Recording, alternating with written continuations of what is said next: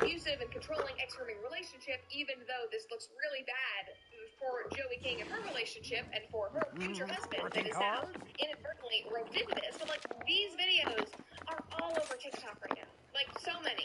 But it's just hypocritical because these people refuse to talk about the grooming of children that is going on right now in schools, in the media, in Hollywood. They don't want to talk about that because it's too political. And if you bring it up, then you are a transphobic, anti-gay bigot. When literally all we are saying is we draw the line in the sand to protect kids as you wanted to protect Aaron Taylor Johnson. It's like, good in a way, because now I know that you still know what the word groomer means.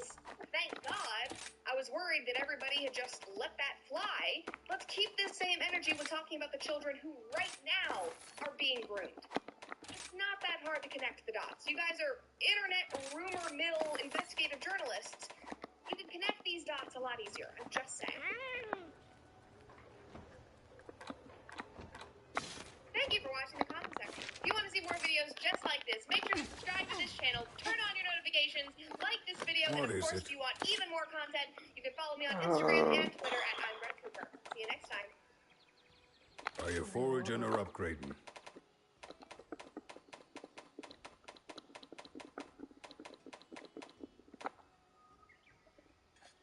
No. Yeah.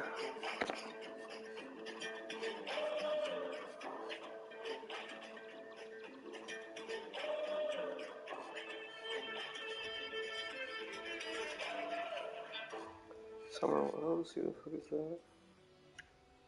No need to hurry. Oh, that There's girl. plenty of time.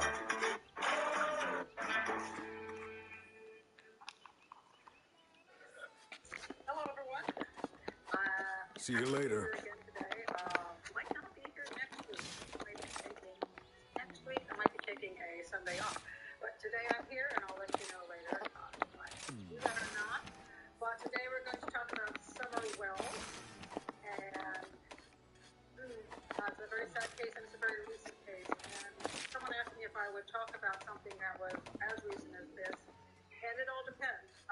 But I got a lot of requests, and I took a look at the case, and I think there are some interesting things to say about it. And before I start, let me do the business again. Please remember to subscribe so you can support the channel, like the video, and also hit the bell so you're getting informed about the upcoming shows. And also, hey, if you've got a Facebook page or a Twitter page, and I think that's gonna be a go. you're on a group that particularly likes to look at different crimes and wants to learn about profiling, please do share, because that helps support the channel. This will be easy. Now, I want to say something about what happened in the Summer Wells case, which is one of the reasons I wanted to talk about it, is that this has gone into one of those crazy speculation things, which is very concerning. My channel is not here to speculate about everything in the book, which is why I usually only do one show on a case to bring out, to educate, to help people understand crime scene analysis, help people understand the different issues the police are dealing with, how investigations work, what is looked at. Sometimes, people say, well, why would you look at the parents in a certain case, like the Summer Wells case? Why wouldn't you just go with abduction? Well, the police have to look at all the possibilities depending on what the evidence is. So that's the kind of things I will point out what the police will be looking at and why they might be looking at these things. To start off with, I want to talk about, someone just asked, who is it just asked that? Really good question. Oh, what's the question? It was just a wonderful comment. Let me see if I can find it. Just a comment that she hoped that they would find something. And that's, I can't remember whoever was there. Thank you for saying that, because it just brought that up in my mind. Sometimes when I am profiling in cases, I don't think so much the way other people think. That was I'm fast. focused on the crime scene analysis, and I forget what people, in the community are thinking. They're thinking, poor little girl. I mean, when they get involved with the case by seeing it on the news, and their heart goes out. Great. They want the poor child found. And they just hope the child will be found alive. And here is a reality check on that, sadly. Mine now. People have, as I said, people have a lot of crazy ideas of what could have happened to her. Really strange ones.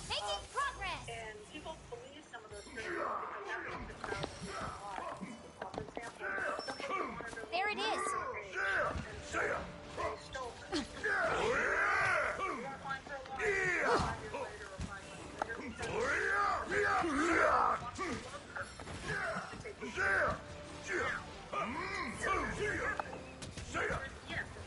Rarely. Super young.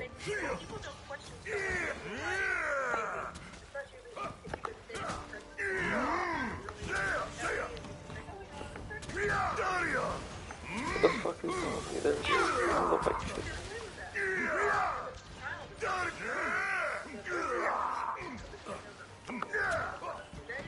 So that child grows up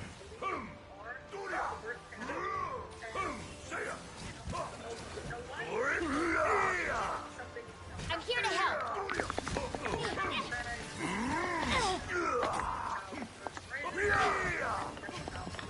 Take this. Fuck. Here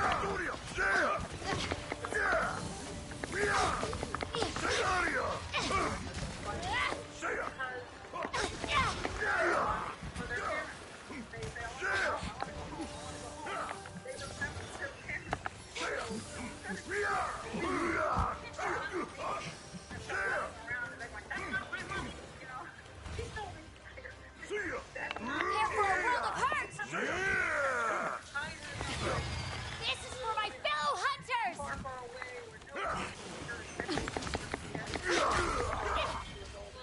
That's a wrap. That's a lot of work.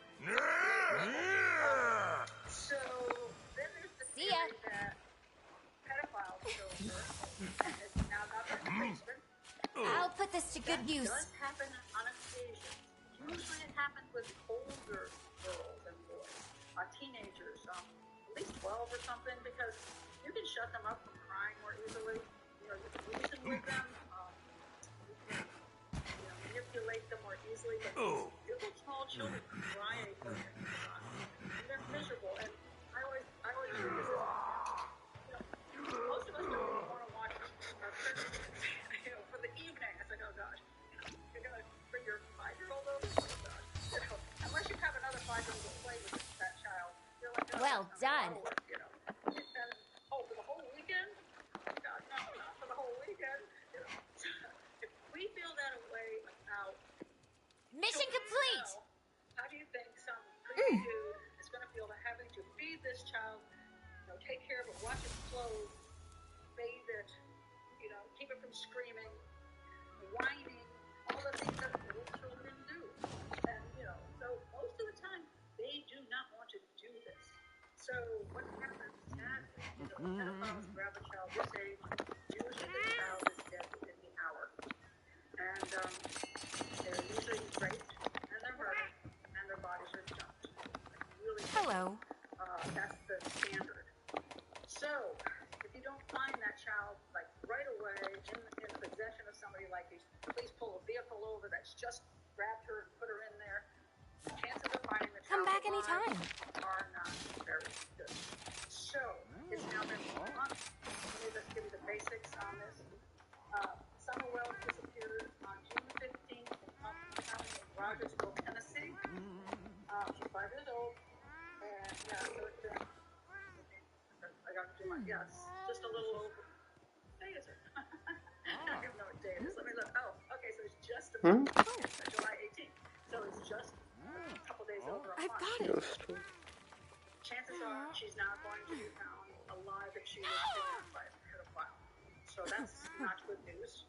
And again, she's not likely to be taken by somebody who wants to love and care for her and raise her as their own daughter. That's unlikely. And there's some really strange Let's do this. theories going around. I'll show you one of the strange theories going around, which is ones I'm trying to get rid of.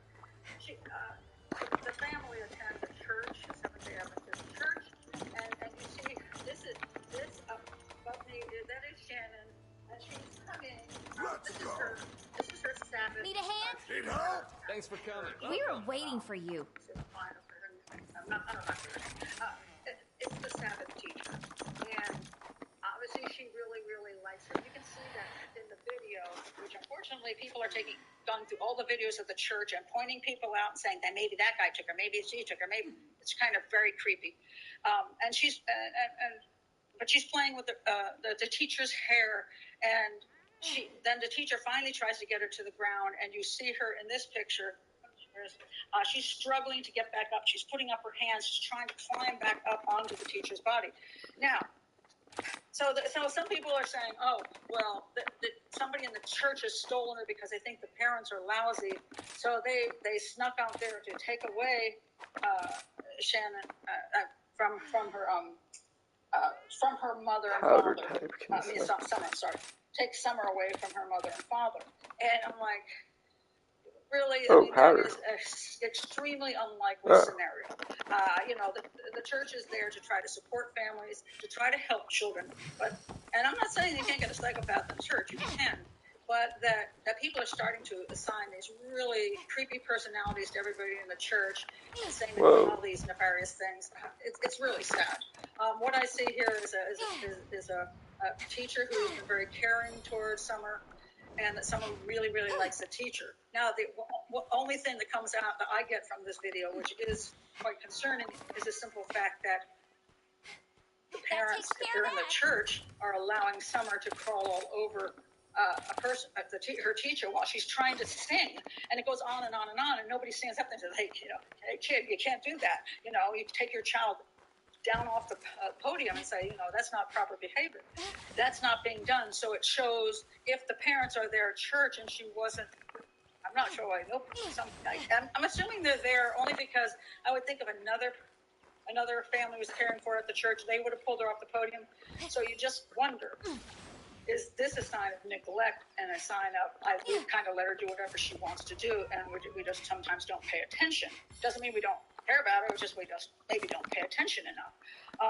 And we'll look at that a little bit later when we're looking at what actually might have happened to Summer. Was it a case of neglect as opposed to a case of abduction? And do we see any evidence that this could be so? So that's some pieces of information are useful, but sometimes they just get these ideas just get really kooky, just really kooky. Another one that's really kind of crazy is this one. Also, a very odd thing about this case, and so people have brought it up as a possible, oh my God, this could be happening. This could be connected. A long time ago, let me see what year that was. Okay, hold on a sec. Oh, Marie, the sister of the mother of Haven't tasted Summer. The sister went missing in 2009 in Wisconsin. And her mother is the mother of the sister, Candace Harrer. I don't know how you pronounce her name. Candace Harrer is Rose's. That's the girl that went missing. That's her mother, but it's also Candace Bly's mother. So she's the grandmother of Summer Wells, and she was living on the property at the time that Summer went missing, and she also spent the day with her daughter Candace and Bly and her granddaughter Summer. They spent the day together doing errands, and she had gone to the hospital to get a leg that pained her checked out, and they went to the store, and so she spent the day, and she was in the car with Summer as they supposedly arrived home. And then supposedly, I'll get into it later, they were also gardening together. So she's part of the scenario today, but she also lost her daughter, which is Candace Bly's sister, in 2009. And she just disappeared, got in her car and went off, and then her car was found and she was never found. There's some suspicion on the husband, and he never did get convicted of this crime. He was definitely a person of interest and a good person of interest. And so there are people going, oh my God, these cases, they might be connected. Those are your claws. No, they're not connected. This is just, makes no sense that they would be connected. It's weird that, a mother has lost now a daughter, a grandmother. Let me get the names straight. They're all called Candace. It's weird. So Summer's grandmother lost a daughter, and then This is that for my grandmother fellow lost hunters! her grandchild. So odd that two disappearing people in the same family. Yes, bad luck, perhaps. But are they connected? Got its eyes on you! Watch out for the monster! Yeah, I don't see any evidence of that whatsoever. So let's get rid of that concept.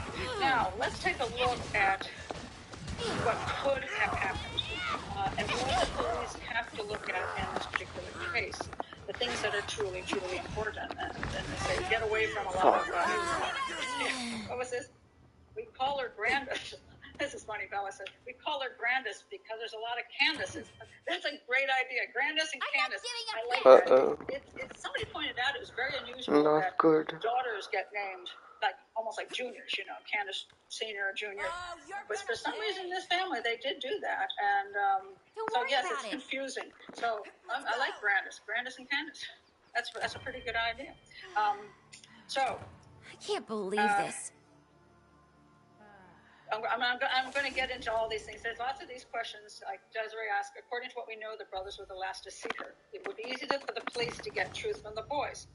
Okay, and what about the abductor and the barking dog possibilities? Okay, let's take a look at actually where they lived and what supposedly happened, okay? So, because that's important for anybody who's not totally familiar with it as to what happened. Let's look at where they lived, first of all. They lived in a very isolated spot in Tennessee. I'll start by panning out first. So, that's not it. I'm sorry, that's a swimming hole. No, that is it. Okay, this is where. Okay, so if you take a look at that, look at that house and look at all those trees around there. I mean, it's way off the main road. There is not a neighbor next door, so you have to go. Somebody coming up to that property has to drive up, or have to park someplace and then walk up. But it's fairly isolated. It really is. And there's another view of it. This is the house. The actual house is behind me, and the small one you see behind that, the white one, is the trailer that Grandis, which I love this new name, Grandis, the grandmother Candace, lived in that trailer. So it's like a mother-in-law house. And this is very important to pay attention to where the house is and where the trailer is, because that means something. And then let me show you where the bottom of the house is. So when I show you the story, or relate the story, or I'll let maybe the parents just relate the story. This is a porch, and so the grandmother's over there, and the little girl Summer goes into the house and down into the basement. And then there's this door down here, and she could theoretically just go out the door, or somebody could come in that door. So that's kind of the layout of the Thanks for the meal. The whole place. So now let's take a listen to what the father says and what the mother says about this the child going missing. Let's go first to.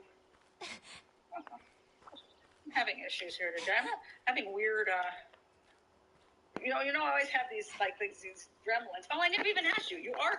Apparently you are actually hearing me, which is good.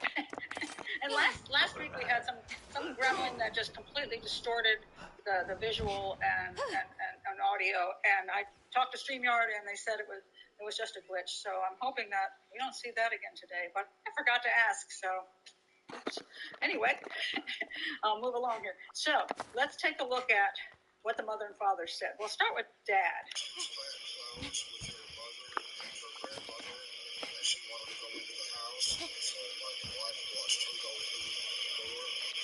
went into the house, and the boys were on the internet, of course.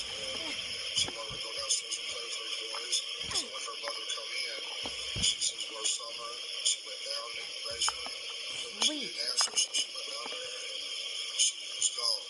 So she went out the basement door, which was unlocked, and we got progress.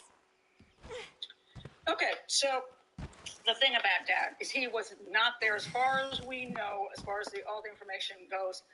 He was. You hear that meowing? Now I've got a cat bothering me. Sorry, I have to kick the cat away. Go away, hurry. And it's hot in here, and it's wanting to mess with my legs.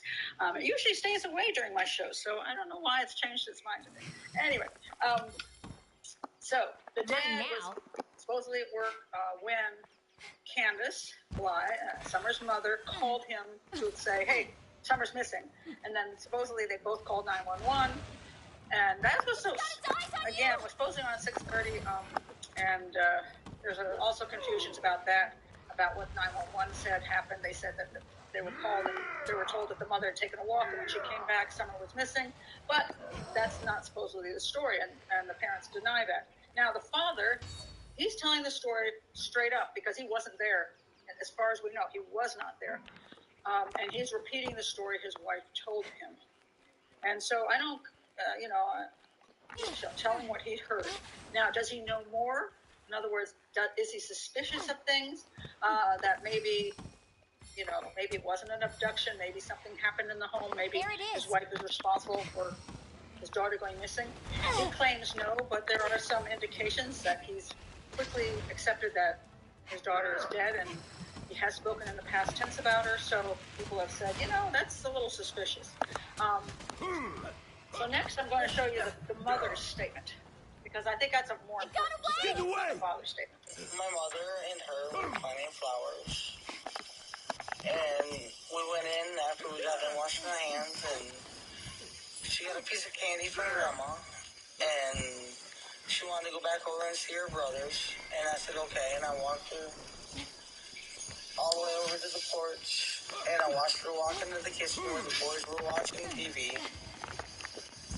And I told the boys, I said, watch Summer, I'll be back. You're done for. And within 2 minutes I came back.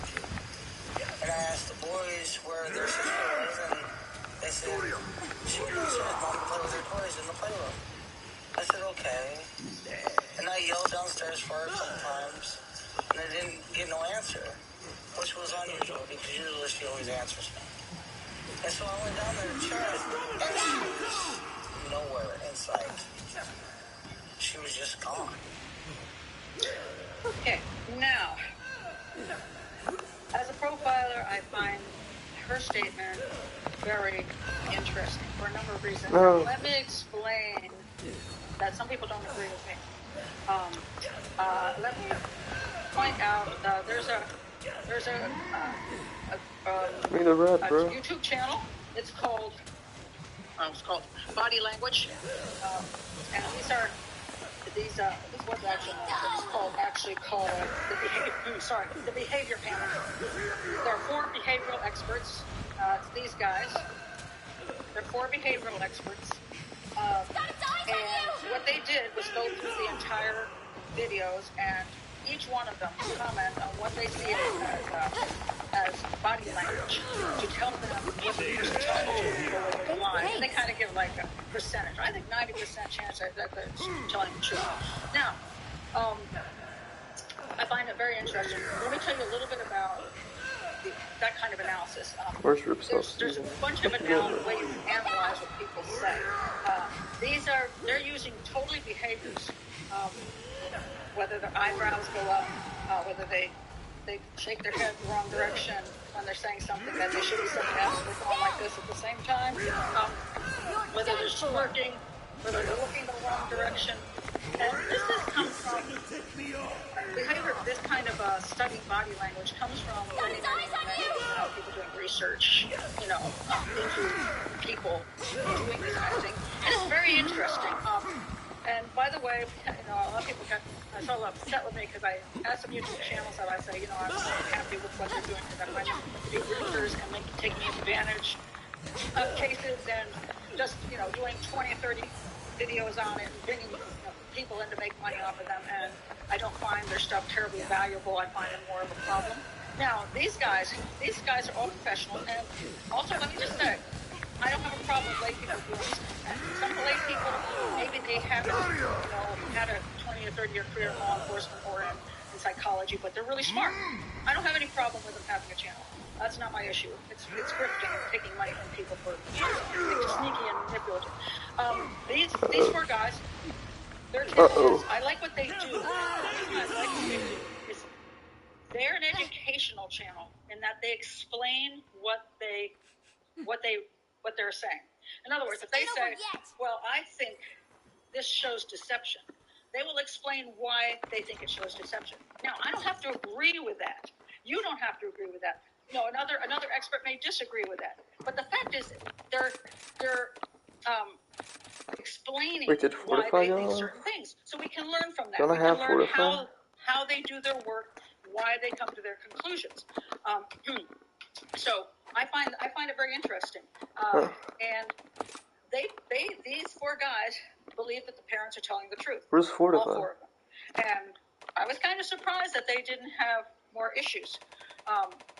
So is it because they are telling the truth, or is it because for some reasons they see it, they just didn't catch the deception? Now, there's another kind of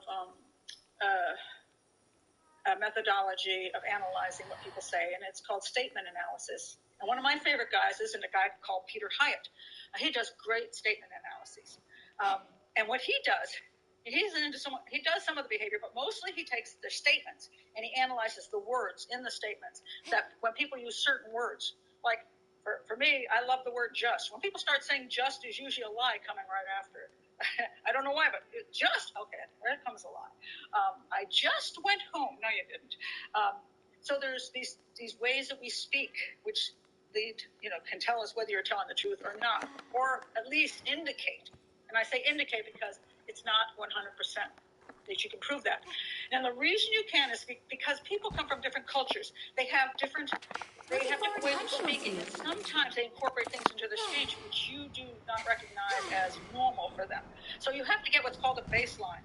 In other words, if you knew what that person was like and how they spoke previously, then you catch the change if they change something. Or if you know what the truth is, how they do the truth, then you know when they're lying. That's kind of the idea of a polygraph. When you start a polygraph, you do the same thing. You ask them a bunch of questions that they can't screw up, like, is your name Joe Brown? And the person says yes. Then it's perfectly fine. Then they ask you some question like, is your name Mary Smith? And it's like, no, and that's perfect. Or if you say yes to that, and we go, because you're lying, because you know you're not Mary. So you get a baseline, and then you move on to asking questions. Yeah. So you have to make sure you have a baseline. I don't know what the baseline for the parents in this particular case are. How do they talk normally, on a regular basis? Also, we have to worry about, are they drugged up? Especially parents who have lost a child. They're on a lot of drugs. Sometimes they're on drugs before they lost a child, which is why they lost the child. But oftentimes they're also on drugs after they lost a child because they're so depressed. They can't function, so they take things. And some people think that Summer's mother looks like she's kind of stoned, and she may be. And that can influence what you say. And there's other reasons why you come across as children. And I'll tell you what it is in a minute. Because that's kind of what I think may be the issue here. Now, let me go back to who do you believe type of thing. Okay, so these four guys, by the way, they also did behavioral analysis of the Madeleine McCann case, of the parents of Madeleine McCann who went missing. So it's very similar in a way to Summer. Little Madeleine McCann went missing. All the parents were on vacation, and they say the child was abducted. And there's many people who think her parents were involved in what happened. They think, all four of them, think that the McCanns are telling the truth. Interesting enough, Peter Hyatt, who I have great respect for doing his statement analysis, says McCanns are not telling the truth. Who do you believe? And here's the thing. This is why I believe that all of these methodologies belong in the investigative stage. These are to help the police figure out leads. Which way should we look? I personally am in Peter Hyatt's camp with the McCann case. I do not believe that they're being truthful. I disagree with these guys, and I think I disagree with them on this one too. But doesn't mean I disrespect them. I like because what they're doing is they're explaining everything that they're saying, so you can think for yourself. Okay, that's very interesting. They're saying this. Let me learn from that. I think that's really great. And by the way, while I'm at it, just so I want to point out a couple other YouTube channels which do not offend me. There's a guy named Dr. Todd Grand. He is a mental health counselor, and he talks about a lot of cases. He's very calm when he talks about the cases. But what I like about him is that he explained why he came to his conclusions. And he's also not a grifter. He's not asking for money every 3 seconds. He does support himself with Patreon, which is perfectly reasonable because he's doing a lot of work. Another one who's very well known is the one called Profiling Evil. It's done by Mike King. He is really well connected to media, so he's got all the support in the world for putting on podcasts and YouTube. He's making a lot of money, but he is capable and has something to offer, I think. He's a long-time law enforcement guy. He's a co-chair of the FBI's MICAP. He's an author. I just realized he wrote a book on Who Killed King Tut, and that was published by Prometheus. And oddly enough, I wrote a story about Who Killed Cleopatra, and that was also published by Prometheus. So he's very successful, extremely successful. Again, I don't always agree with his methodology, but he doesn't agree with mine either, probably. But the point being, I explain my methodology, he explains his methodology, and you can learn from that, and that's the thing I think is valuable. Okay, so now, these guys have thought that the parents were perhaps truthful. Now, let me tell you what my problem is. I have a number of problems. And my methodology is this. Okay, let me try to explain where I come from in this methodology. Look out! I don't do just body language, and I don't do just statement analysis. What I do is a totality of evidence. I look at everything together and say, what doesn't make sense here and what does make sense here? One of the things that doesn't make sense here is the 2 minutes that Candace talks about. The 2 minutes in which her daughter was missing in the middle of absolute isolation. In other words, we've looked at that area of the house, right? Not much around there. And as somebody just pointed out, there were not barking dogs. Nope, she didn't say she heard a vehicle. So in that 2 minutes, and by the way, so 2 minutes. In 2 minutes, somebody supposedly accessed the house. Somebody silently snuck up on the house. Now, first of all, they have to know, since they were out for push in the afternoon, how did they even know the child was home? How did they know where the child was in the house?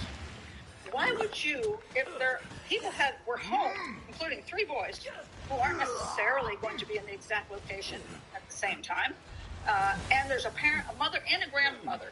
So there's 5 people besides Summer in that house or around that house.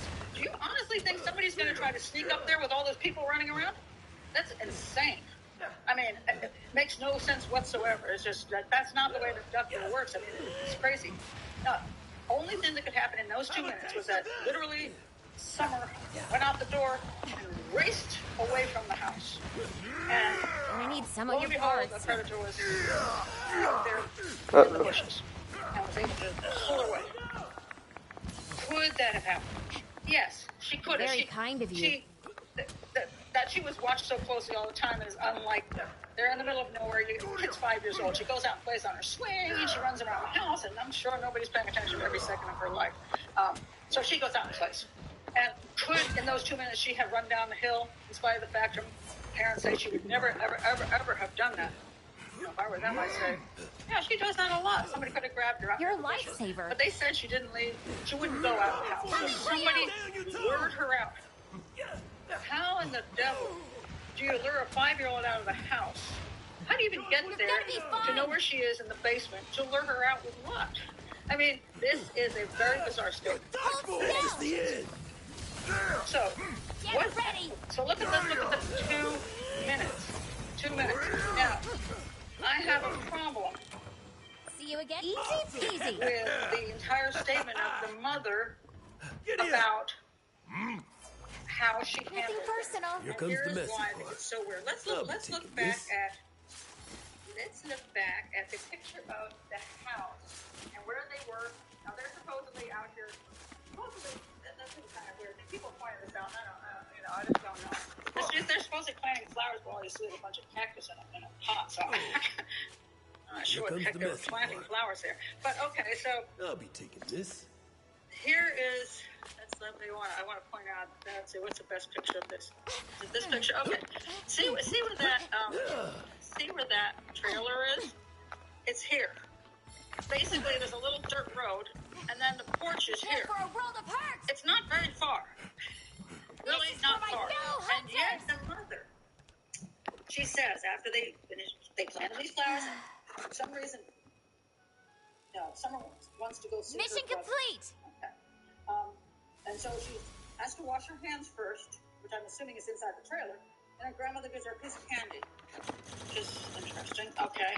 And then the mother watches her walk. Actually, one place she said watches, and then she says she walks her daughter over there. Like it's far away. I mean, really? Okay, you want to see your brothers? Go. I mean, honestly, as a grandparent, I wouldn't have watched her walk across into the house. Later, what the heck? I mean, or I wouldn't have to accompany her. I just let her go into the damn house. Now, you already know the three boys are in there. Is it really necessary if you're going to be there in 2 minutes? If your plan is to be there, you're just like, I don't know, maybe you're just picking up a couple of items and then walking over to the house. What Do you really need to go when she runs in that door Yes. and sees her three brothers here? Do you really need to go in and tell the No three brothers, problem. watch Summer? I'll be back. What, in 2 minutes, you need them to watch Summer. She's 5 years old. She's not a 1-year-old. She's 5. 5-year-olds in old days used to walk to school by themselves. 5-year-olds play in the backyard. Watch Summer in the house. In the house, you got to watch. Well, they actually didn't, apparently. Supposedly they said, we didn't watch her at all. She just went downstairs, played with the toys, and we paid no attention to her. Take good care of your I don't know gear. how that was watching. But what was the point of saying you got to watch her? It's like overkill. So if we go back to the interesting little segment at the church, which is the only reason I think it is interesting, apparently she was allowed to do whatever she kind of wanted to. How much was anybody watching her? So you're telling me in your house where nobody is around you, no cars have come up the driveway, you got no neighbors, you have to watch your child or walk your child over to the porch and then tell the boys to watch her for 2 minutes? It's like, that is like the most helicopter parenting I've ever seen all of a sudden. All of a sudden. It makes very little sense. So it's like she has got to prove that she did nothing wrong, that no great amount of time could have passed for something to have happened, or for anybody to get rid of a body, or anything. It's only 2 minutes. Nothing could have happened. I couldn't be responsible because I walked her over there, saw her go into the house, told the boys to watch her, and I was back in 2 minutes. Couldn't have been me. I could have nothing to do with it. Okay. That's a problem. Then I find a very strange comment at, listen one more time to the mother's statement. Listen to the very end of the statement. My mother and her were planting flowers. And we went in after we got done washing our hands, and she got a piece of candy from Grandma, and she wanted to go back over and see her brothers. And I said, okay, and I walked her all the way over to the porch, and I watched her walk into the kitchen where the boys were watching TV. And I told the boys, I said, watch Summer, I'll be back. And within 2 minutes I came back, and I asked the boys where their sister was, and they said, she went downstairs, Mom, to play with her toys in the playroom. I said, okay. And I yelled downstairs for her a couple times, and I didn't get no answer, which was unusual because usually she always answers me. And so I went down there to check, and she was nowhere in sight. She was just gone. My mother. So, first I want to point out one other thing. She said, walked her all the way over. To where the boys were. 2 feet? That's all the way over? I mean, that is a description that doesn't match what actually could have happened. That is not any distance. She just took a couple steps. I mean, all the way over. She wanted to make sure everybody knew that she was being a good mother and was taking her child all the way to the house so she'd be safe. And then she says she was just, a big expression, she was just gone out of the playroom. Gone. Well, why would you be that surprised that she wasn't in the playroom? When you have a back door that opens up to the yard where her swing is. Why would that be a big, huge thing? I mean, you just, okay, here's what I would have done. First of all, she went down to play with her toys. Really, did Summer announce to her three brothers who weren't paying any attention because they were watching TV or whatever, I'm going to play with my toys in the basement now? I doubt that doesn't make any sense. So anyway, she goes down. I as a mother, come in. I walk in and go, where's Summer? I don't know. She's she's downstairs. I go, okay, Summer. I go downstairs. If there's to check on her, and she's not there. And I go, what the heck? She's not in here. Okay. I open the back door, walk out. Summer. Where is she? Is she over? I go over to her. Summer. I'm not panicked at this point. Why would I be panicked that she's not in the basement? She's 5 years old. Why do I not think she's outside playing? That say there's dogs there. My granddaughter runs out to play with dogs all the time. I mean, she likes her dogs. She runs around the yard with the dogs. She has a rabbit. She goes and plays with the rabbits. If I didn't see her in the room, I wouldn't go, oh my God, she's been kidnapped. She's just gone. No, I go, oh, where is she? And I'd walk outside and go, yell her name, and I'd go around the house, and I'd go look at the rabbit cage, and then I go, oh, there you are. It makes no sense that she is so astounded her daughter is not downstairs in the basement. That to me is a massive red flag. I can't get by that. So I've got a bunch of problems with the statement. And for me, it's not behavior. It's not the actual statement of the words. It's the fact that none of it makes sense. That it's overkill for her saying she did all these things to make sure her daughter was so safe when she's right there at home. It's overkill that she had to walk all the way to the house from right there.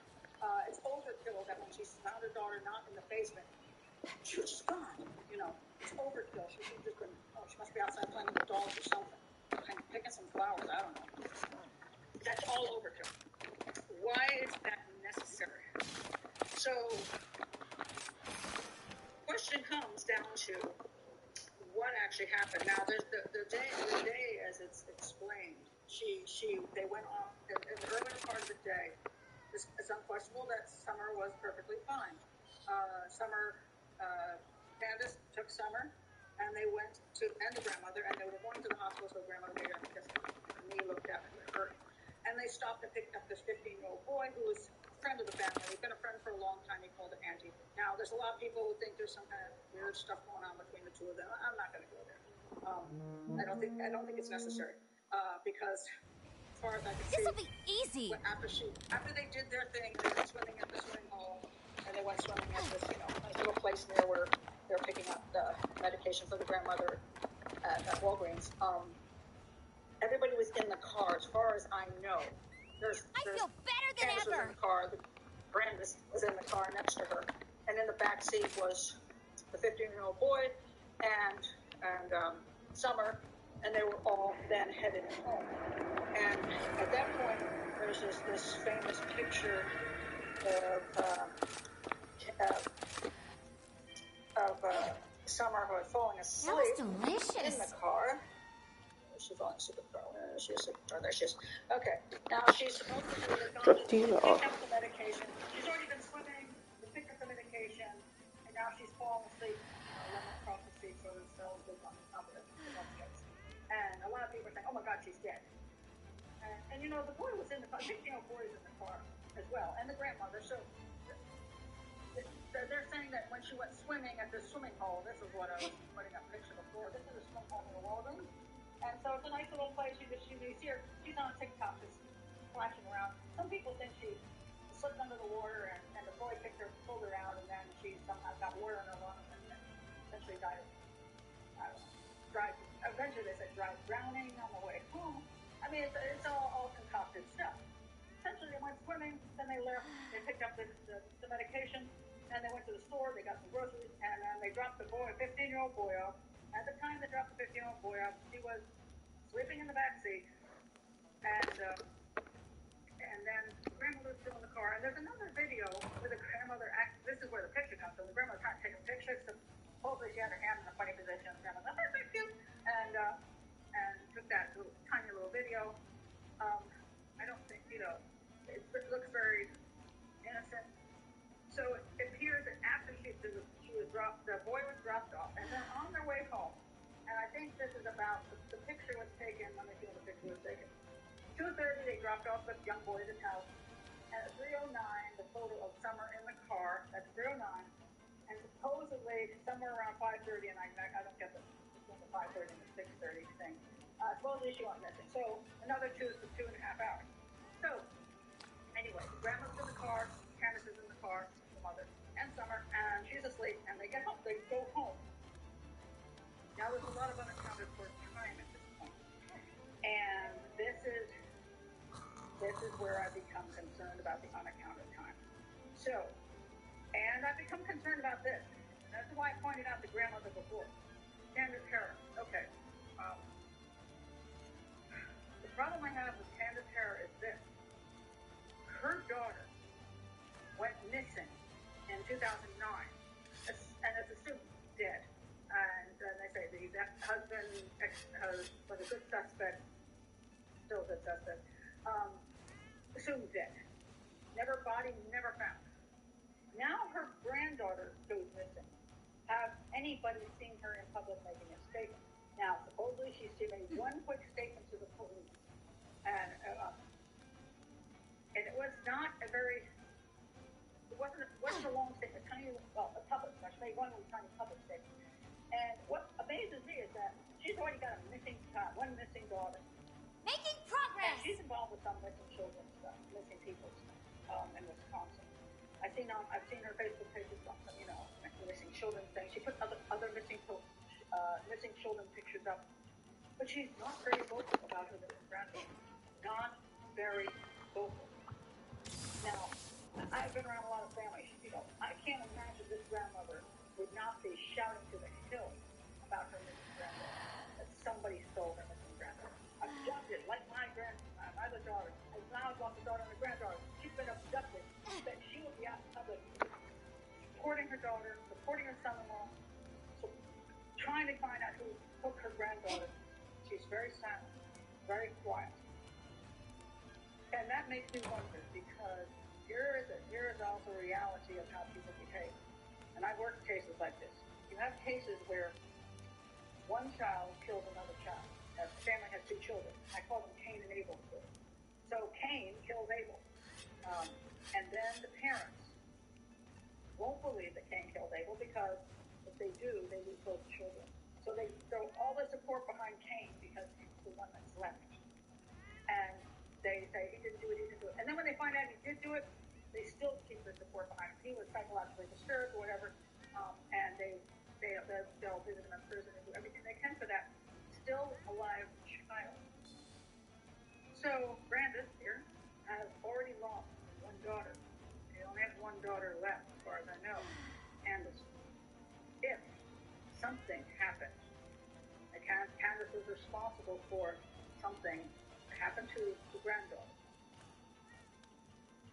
it makes sense to me that a grandmother who's already been through this may be doing the Cain and Abel thing. And she's going to save the one daughter she's got left. And she's going to save the 3 grandsons she has left. Because if she speaks up, if she knows something and speaks up against her own daughter, she not only loses her daughter, she loses pretty much. It's a disaster, is what it is. And so, is she quiet because she knows something and she doesn't want to talk about it? So that's an interesting problem which I have trouble getting by. So then the question would be, when did things happen? When did things really happen? If the family was involved, if Candace Bly was involved, when did things really happen? Now, one of the reasons that panel may have found her not to be deceptive may be that she was relating a story that happened earlier in the day. This is a great way not to be deceptive. So in other words, maybe some of that did happen, but maybe it happened 2 hours earlier. Maybe when they arrived home at 3:15 or 3:30 or whatever, they got out and they were doing some things, and then they decided to plant some stuff, and then she ran into the house, and that all happened 2 hours prior. So you can tell the story because the story is close to the truth, but it didn't happen when you say it happened. So there may be the fact that there's 2 hours of downtime that is unaccounted for, and that's the question. Now, there's a couple other little statements I think were interesting. Here, let me say this statement. Father says, Don Wells says, when he arrived home from work, he found the neighbors combing the property, and I knew right then and there that she was gone. Gone. Because she would never leave there on her own. Somebody had taken her. Well, somebody might have taken her off the property. It doesn't mean it was a stranger abduction. She might have been gone. Gone is a euphemism often for dead. In the Madeline McCann case, that was a statement that was made that was very interesting. That the word gone was used as opposed to abducted. So she could have been gone and then removed from the property. Somebody had taken her from the property. And then there's this weird, she's possibly barefoot, which I do not understand why you need to mention that. That's kind of weird. And then finally they're saying there's some truck in the area, but it was just so vaguely in the area, it doesn't mean a lot. But there we have, that's my problem. Here's another interesting. Candace gave the exact time earlier of swimming and returning home, but later she says she can't remember because she was trying to have fun. I don't know why trying to have fun. I don't know how you're trying to have fun when you're doing errands, but That takes care of that. weird. You're trying to have fun so you can't remember. So that's something fishy about that as well. And so, did things happen at the time Candace Bly says they happened? Or did they happen earlier and then there's 2 hours unaccounted for? Did something happen in those 2 hours to the child? Because originally it was said that she went for a walk and something happened. So, and then she said, no, I never went for a walk. I don't walk because I'm scared of coyotes and I'm scared of snakes. You think you live in the woods. I'm sorry, but I find it a little hard to believe that freaks by everything around you when that is exactly where you live. I mean, at that point you might as well sell your house and move into the city. But, that in the middle of the day, you're concerned about, you can't take a smallest walk down the street because you're going to, coyotes going to attack you? I mean, that's nonsense. You've lived around there long enough to know if you walk down a dirt road, unless there's a rock with a rattlesnake sitting on top of it or copperhead, you can walk down a road perfectly fine. Nothing's going to happen. Bears don't usually jump out and attack you. You've lived there long enough, and that's not happened to you. So it's nonsense. So her statements that, I wouldn't have taken a walk. Well, you've never taken a walk around your property ever? I find that hard to believe. So all of her behavior and her statement and the area and the time frame, when you put everything together, that's when I come up with, I'm having problems here. I'm having problems with that she disappeared in 2 minutes, that she was so absolutely over, helicopter mothering her all the way into the house, that she was shocked that she was down in the basement, and you knew she was gone right then, and rather than look around the house where she's clearly run around before without supervision, that you thought, even though you never heard a car, and you never heard the dog bark, you would assume somebody kidnapped her? Why would you assume that? I mean, as a parent, the first thing I would think, if I never heard anything in that location, I'd assume she wandered off into the woods and got lost because she was chasing a dog or chasing an animal. I would assume she walked off into the woods, even if I thought, that's not what she likes to do. But really? I mean, do I think that somebody just popped out of nowhere in those 2 minutes and kidnapped her? No, that wouldn't be my first thought. Now, if we couldn't find her body, then I maybe start questioning that, but that doesn't make sense to me. So there's too much that doesn't make sense about the 2 minutes, the location, the statements, her shock at her being not in the basement, which I'm sure many times she's gone out that back door. And there's unaccounted time, which I've never heard about all the unaccounted time. So people are going to ask, why? What about those 3 boys? Don't they know something?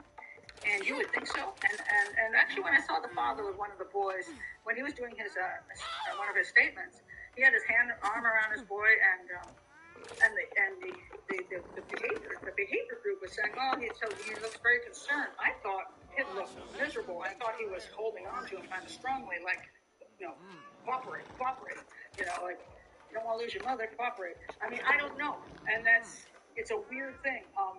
Didn't sit right with me. So, is abduction possible? It's possible, and this is what the police have to deal with, because I'm going to say that the police are dealing with the fact that they don't see any sign of an abduction, and they are probably concerned about some of these things that I'm talking about, that they think the same way I do. I'm not saying they do. They may think differently. They may be following a number of different leads, but the simple fact is, these are concerning things, and I'm going to say maybe somebody else noticed those things too, and they want to talk to those three boys, because what did happen for all those hours in between when they arrived home and she supposedly went missing? Where was Summer all that time? Where was the mother all that time? And of course they've got so many people there they can talk to. First of all, they got too many people for an abductor. The three boys, Candace, and Grampus. They got 5 of them. For an abductor to come in under those conditions, unlikely. And but that also means they have 5 people who know maybe what happened. And can they get one of them to finally break? Maybe. That's a good question. And who knows what? So one of the problems is she's not on the property. Where is she? Well, that's where the time frame comes in too, because if you can get everybody to believe there's only a 2-minute time frame, well, obviously you can't do anything. But if something happened to her, and there's a 2-hour time frame, and your walk wasn't really a walk but was a drive, and you could get back into your vehicle and drive away, and then come back and then claim things happened, you got 2 hours to work with. So this is what the police are going to look at. Ella Lugosi says, I love Peter Hyatt. Yeah, I agree. Peter's great. This is my basic. If anybody has any questions now, please, this is the time to ask. Carol's saying the mother sounded too calm. This is interesting. The mother, you don't see a lot of crying. You don't see her freaked out. You do see her talk in the past tense all the way through. And the father does that too, and he really, people are saying things. He goes, oh, I did it again. They're going to say I talked in the past tense. But the mother really talked in the past tense all the way through, very early on. And that means to me that she knows her daughter's not alive, and that is very unusual. If you truly believe your daughter's been abducted, you will hang on to the thought that she's alive, no matter what. Even if she's being in a basement being tortured, you still hope somehow, some way, we're going to find my daughter, we're going to save her, and we're going to somehow make her whole again. She's not dead. She's not dead. She's alive. But that is not the way the mother sounds when she talks about it. It sounds like she's pretty sure she's dead. Father does say she's probably dead, which is, as a profile, I'm going to agree with him, but as a father, I don't know that I'd go there. So, that's very nice of you. Alice Nurse says, I'm so glad to see someone fair and balanced covering this case. Thank you. I try to be. That's an interesting point. Red Rum. Body language is about clusters, never one thing on its own. Yeah, body language it's very interesting. And I'm not sure I buy into all of it. I do buy into some of it. And again, I say, you got to have a baseline. And you have to know how people normally react. Like, people say I'm a snide person and snarky. And I have a black sense of humor. Okay. I can't disagree with them. That is true. So even in horrible situations, it's not unlikely that I would say something snide and snarky. So then people would say, see, she doesn't care. But it isn't that I don't care. It's that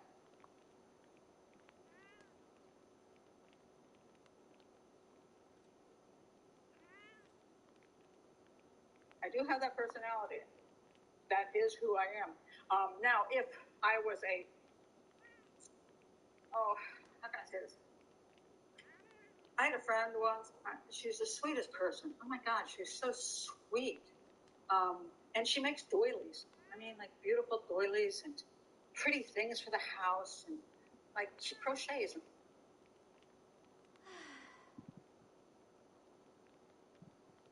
stuff, you know. And she's just the nicest person ever.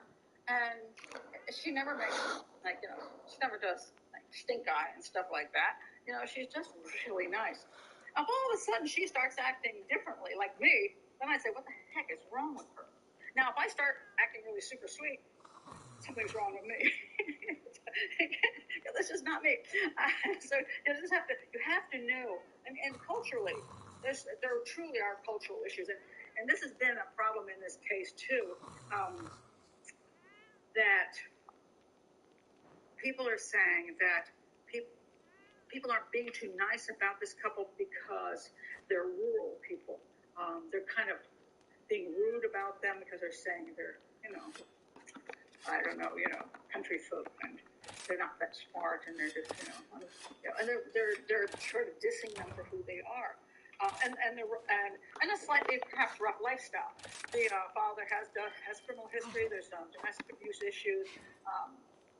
Maybe there's a lot of. It's not the. Don't sweat it. The family is, they are what they are. But I don't know that that's meaningful, and is necessary to talk down about somebody because they have a different lifestyle. Because they're poor or they're from background. Now, having said that, these things can play into this, and you have to look at where they come from, what their behaviors are, and then what their behaviors they changed, and does that indicate something? So that's concerning. Oh yes, this is Bella says, I wish we could hear the 911 call instead of the dispatcher relaying it. The 911 call, pointing that out. 911 calls are great. And I'm going to do a show in the future that features a 911 call. It's one of the most important things. Usually what happens at 911 calls, the first thing a person says is the most important thing. That's what they want you to know. If the first important thing is, I went out for a walk,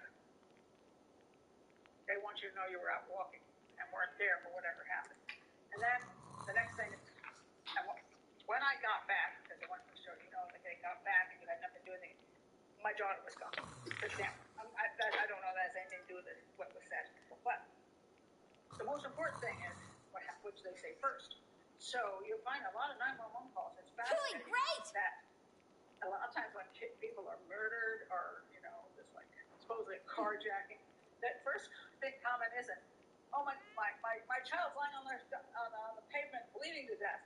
It's something like, a guy came up to my car and pointed a gun in my face, and I tried to stop him, and he hit me, and I got a bruise on my face. Oh, by the way, my kid's lying on the sidewalk dying. It was like, wasn't that the most important thing you should have said? First of all, So the 911 call is very interesting. That let me say about this, releasing stuff. They don't have to release a 911 tape. They have no reason to. And here's the reason they don't have to do that. When I talk about police should give information to the public, the only information the police should give to the public is something that will specifically help them identify a person who committed a crime. When it's serial killers, I say all the time, police need to give more information up to begin with. If the person was stabbed to death with a butcher knife, tell the public this, because the killer already knows it's a butcher knife. It's not a big secret. Tell the public it's a butcher knife so that they can identify a person who might have been, borrowed a butcher knife or throw away a butcher knife. But you don't need to give information to the public about how many stabs the butcher knife made, because that you do. That's a wrap. Tell the guy says, I stabbed her 18 times. There's no need, that would be good information to know that the guy's telling the truth. The public isn't going to help you if you tell them it was 18 times stabbed. They're just going to go, oh my God, she got stabbed 18 times. Oh, that's creepy. No, that doesn't help anything. The 911 tape, unless it's going to say something which will help the public identify that the person is lying. And I don't mean by speculation. Now, that sounds like a lie to me. I don't mean that.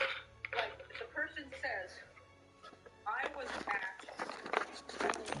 at the gas station at 6 o'clock, and then I came home. but in reality, they weren't at the gas station at 6 o'clock. And somebody says, that's not true. She was at my house at 6 o'clock. Or I saw her drive by at way earlier than 6 o'clock. Welcome to the hub.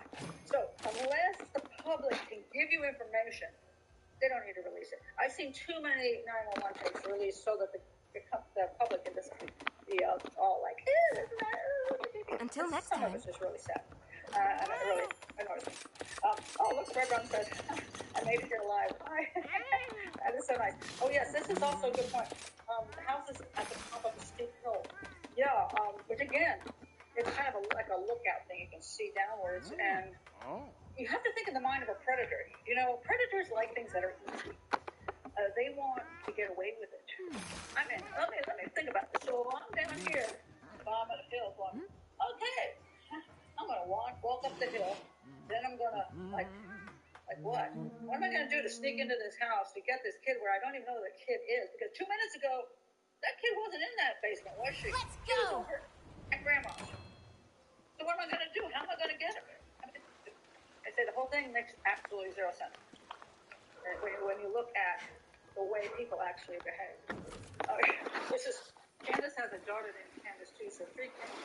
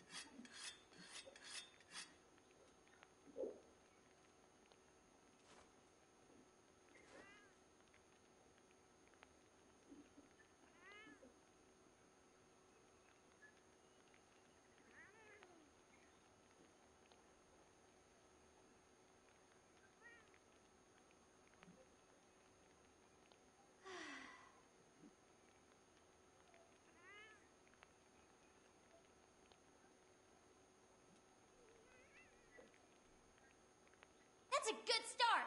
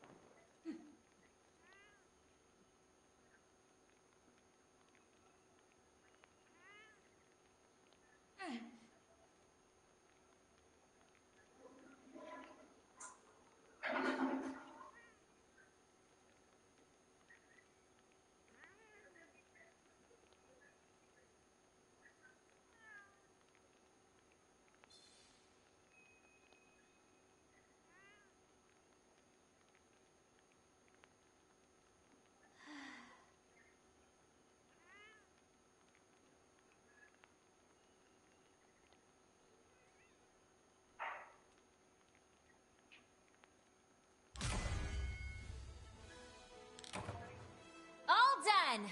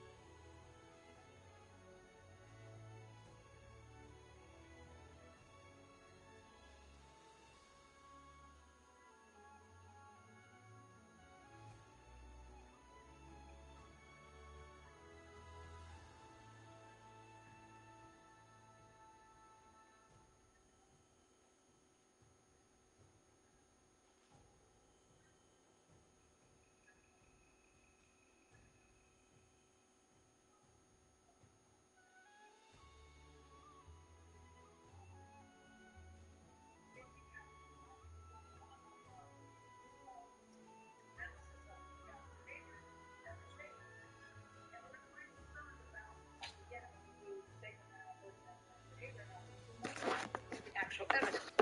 And in that case, no evidence of an abduction.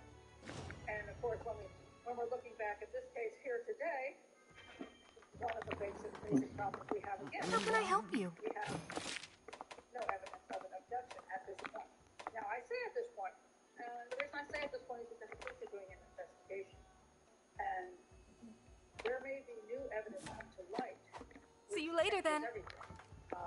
And we say, well, we don't know that. Who would have suspected these two people? I don't think it's father. But who knows? We're the puzzle at this point. I'm not.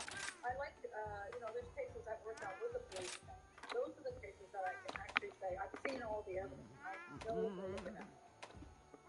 But I'm here with you on the outside on this particular thing. So I cannot say that everything I'm receiving as also a person of the public, I'm getting things accurately.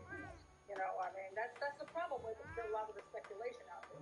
It's not off the rails because people are coming up with every crazy idea in the world. So let's go. Well, Shannon says, why would you ask the boys where summer was?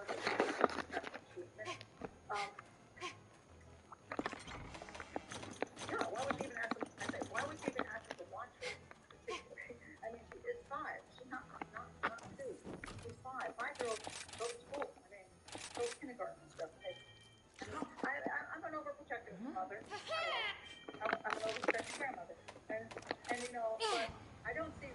part of their particular past history of being overprotective. And this is important. Again, Misty, if I'm a detective and I'm sitting down and I'm interviewing different people, I'm going to ask about previous behavior. Because if she's all over someone all the time, making sure she knows exactly where she is, every second of the day, I'm going to say, okay, maybe this is correct. But it's maybe not.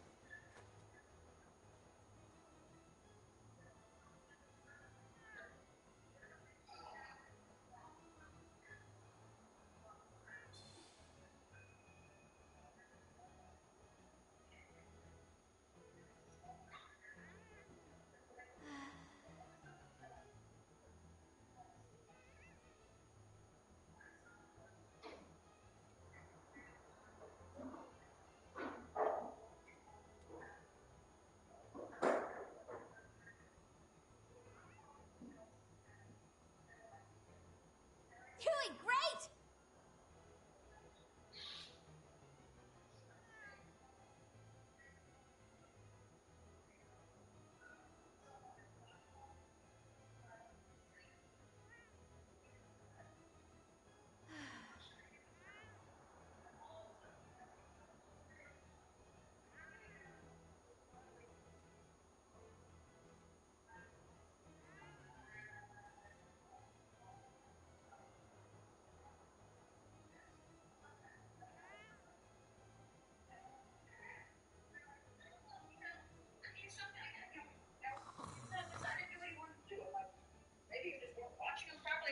To help, and I thought there were enough people here. That's why he told me to go away. Now, if you took a video of my son running down the driveway, would I be a bad parent? I don't know. That's the whole point. You take things, you can take everything out of context, and so something looks bad. I mean, I have one of my favorite stories is I was home once, and I don't know. I don't know. Somehow my friend called, and I don't know what happened. I tried to answer the phone. I didn't quite answer the phone, and I was shrieking at my kids.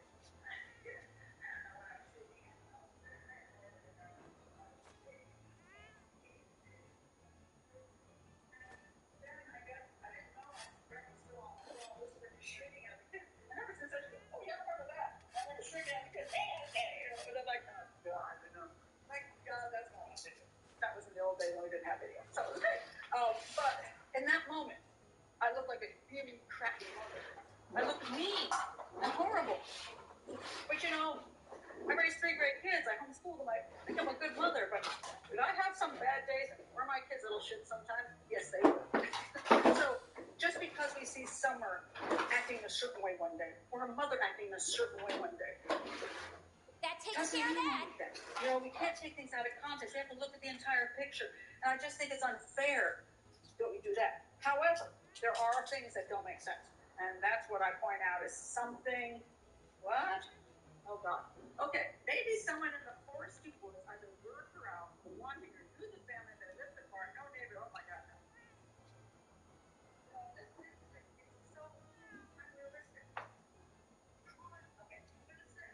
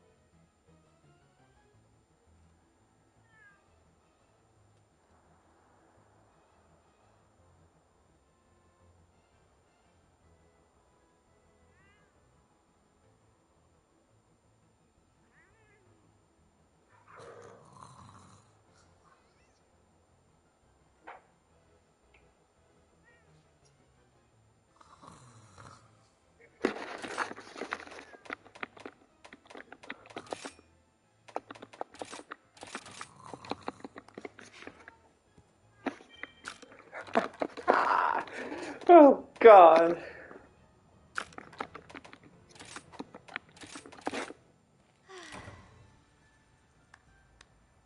Let's go home.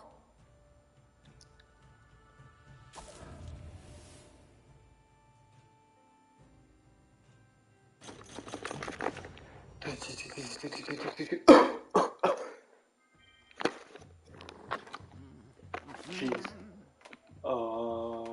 Wow. Oh, fuck. Oh, blowing bubbles. Okay, very nice. Wow. Take off. Mercenaries. Select destination. Lava caverns. Select. Confirm. Yes. Wunderbar, wunderbar, wunderbar.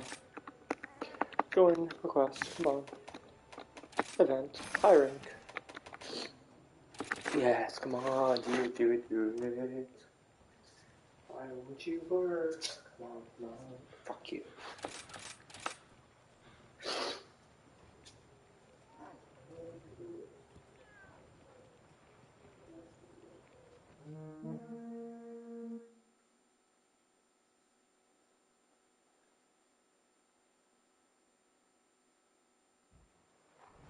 This'll be easy.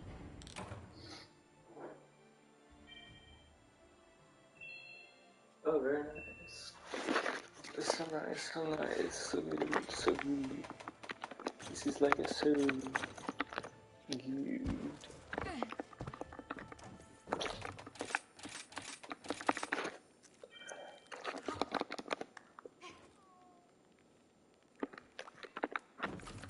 Viva.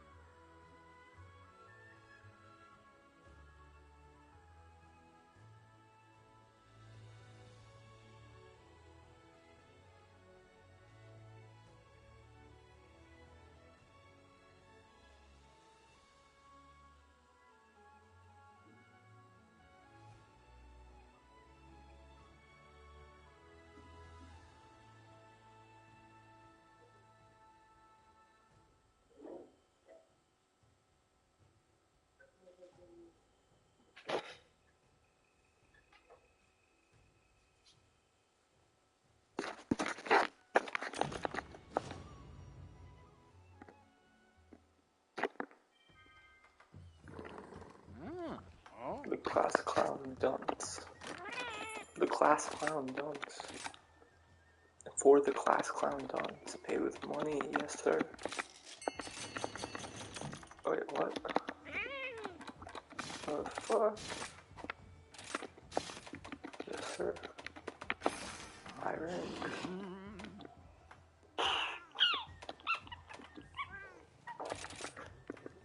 Can we do this? Come on, come on, come on. No. Come on. I know you have it in you. Come on, come on. Let's do it. Come on, come on. Yes, yes, yes. Yes, yes, yes, yes, yes, yes. Wunderbar, wunderbar. Wunderbar. Oh, Angus beef. Let's go! Oh, it's, I'm here to help. We were waiting for you. Gloves coming off. the forecaster.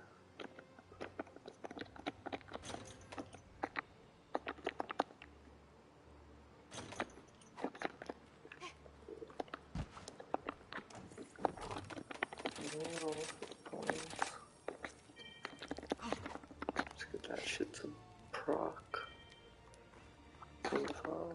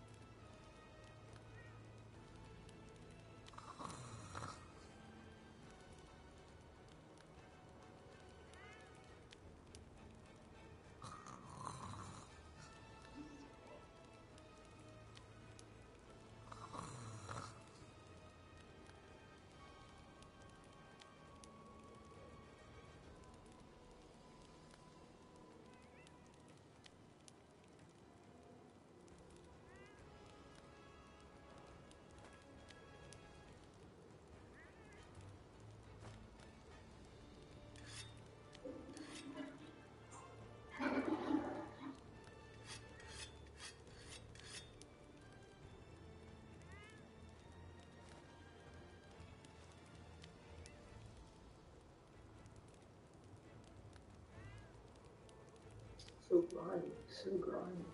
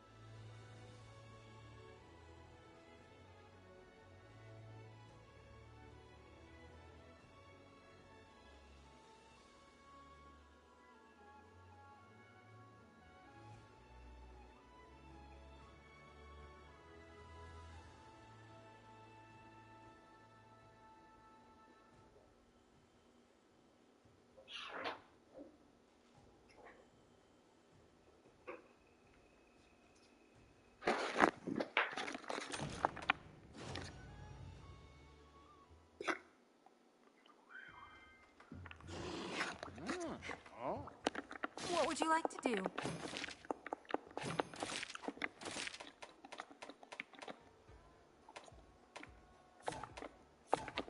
Until next time.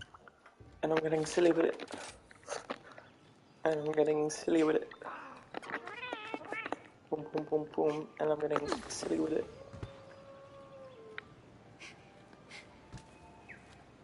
Fuck. Fuck.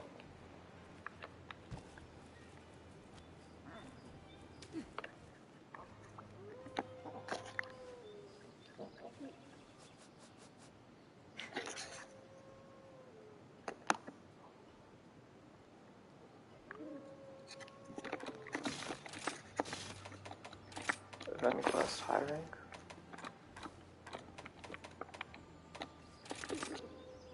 Cruciality aura.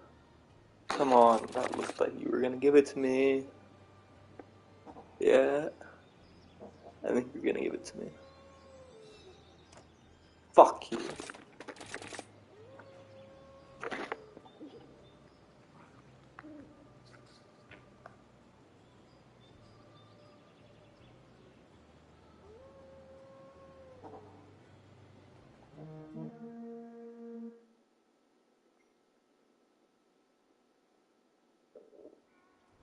Let's do this!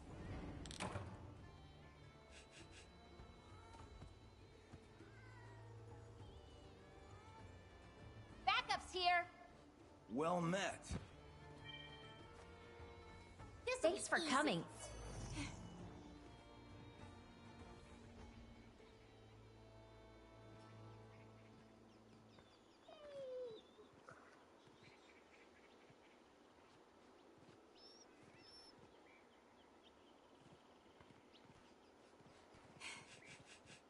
Go!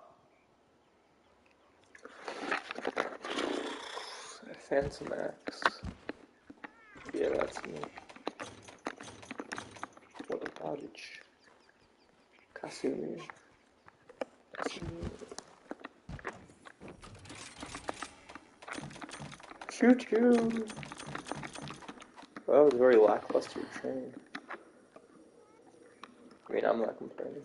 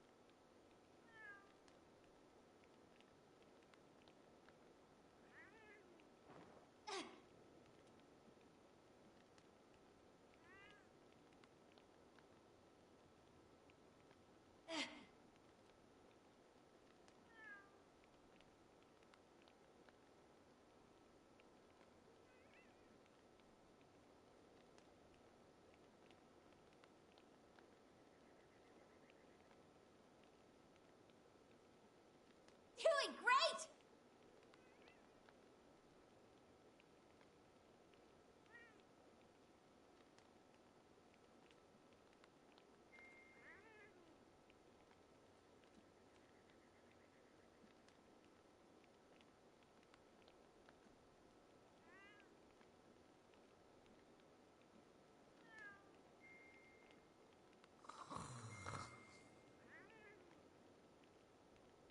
Making progress!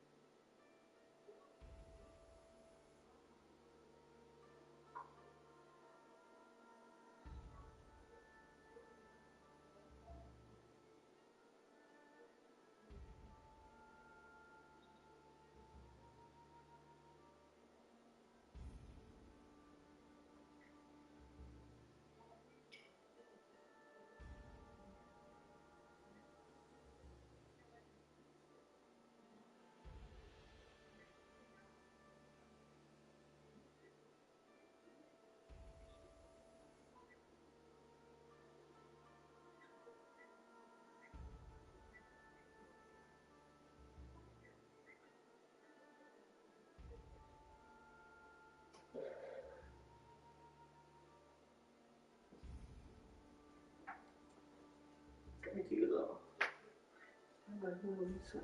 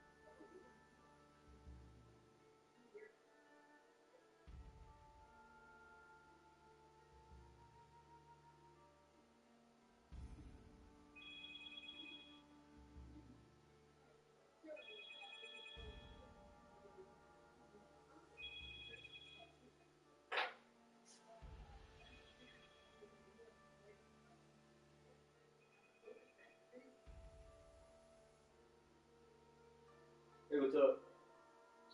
What's going on, Brett? Good, just working on some school shit. You got a few minutes? Yeah, I got a sec. What's going on that weekend? Are you still available? Yeah, it should be. I'll definitely let you know, by next week is when I start my classes or whatever, my new classes at the end of the term. So I'll definitely know by the end of next week latest. Alright, if I got a place like a room on the beach, would you be down to go down there? Yeah. Alright, let me see what my budget looks like, I'll let you know. Okay. When can you let me know? I told you, the end of next week by latest.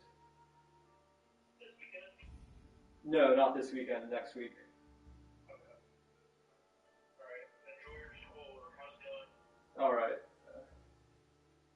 It's just fucking tedious. It's like not even that hard, just fucking monotonous for monotonous sake. Like some of this shit they...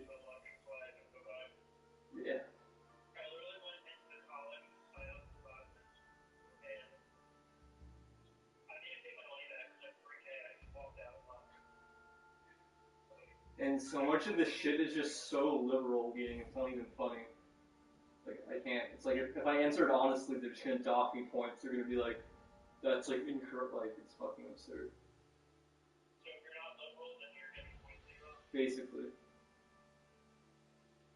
Yeah. Yeah. What school do you go to? Fucking Lindergarten. It's a lit school? No, Lynn University. It's fucking, people call it Lindergarten. But I'm saying it's like lit? Yeah. I guess all of them are now. Yeah, I think like Texas A&M or some shit, it's like the only non-liberal school. Yeah. Alright, let me get back to work. Alright. Alright, thank you, Reed. Alright, we'll talk later. Alright, bye-bye.